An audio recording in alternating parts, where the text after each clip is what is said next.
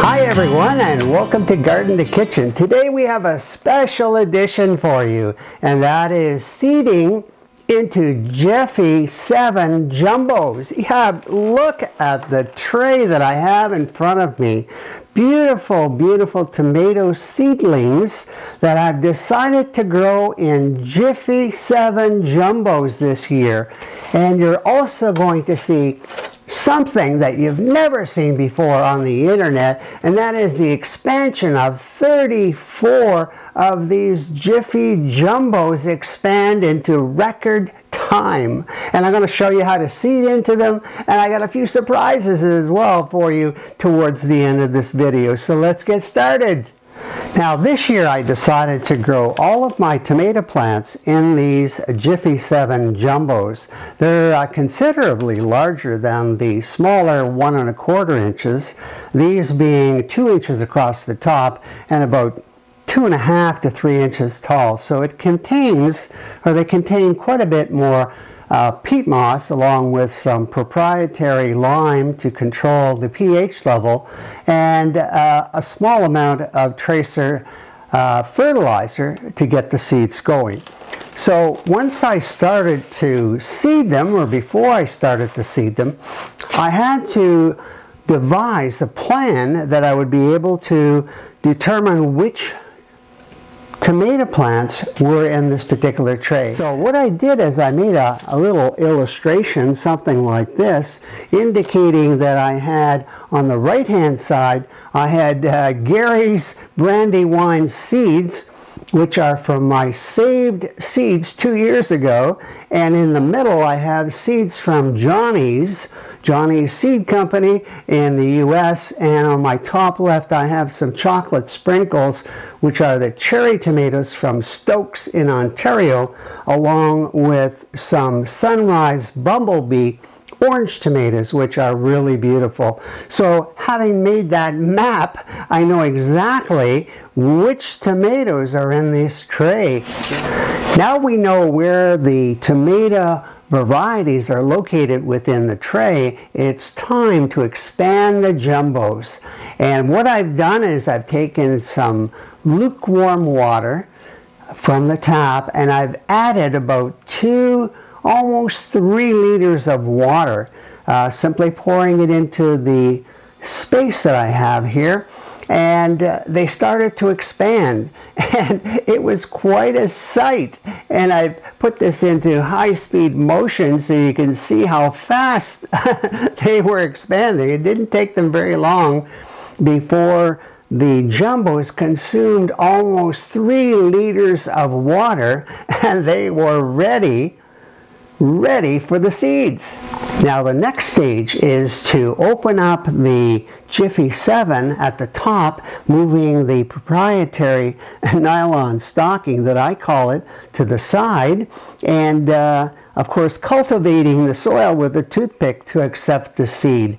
Now once I've done that with all of the jumbos, I've taken a cup of water, and I've taken a toothpick, placed the toothpick in the water, creating a little bit of moisture on the tip, and when you touch the seed, it just holds on to it, and I just transported the seeds over to the Jiffy Jumbos.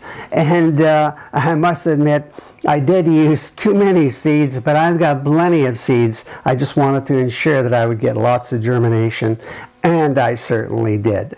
Now once we've placed the seeds in all the jumbos, it's time to cover them up and of course spray them with a lukewarm water and an atomizer just like this one here, and give it plenty of moisture, lots of spraying at the top to ensure that they will germinate in about 7 days. So what I did is I placed the seedlings, or the seeds, in my germination room, which is my spare bedroom, which becomes nice and toasty in the afternoon with heating pads underneath. They germinated in about 7 days. Now, not to forget, you should be using a dome like this placed over the seedlings while they're germinating, and that'll create a lot of humidity and help to germinate the seeds at a greater percentage. That's very important.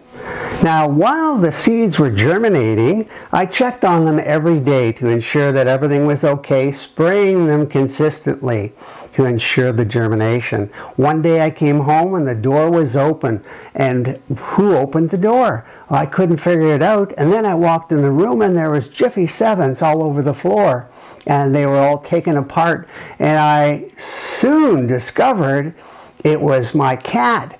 My 10-month-old kitten named Parker had somehow gotten into the germination room, and I found out he loves the smell of Jiffy 7s.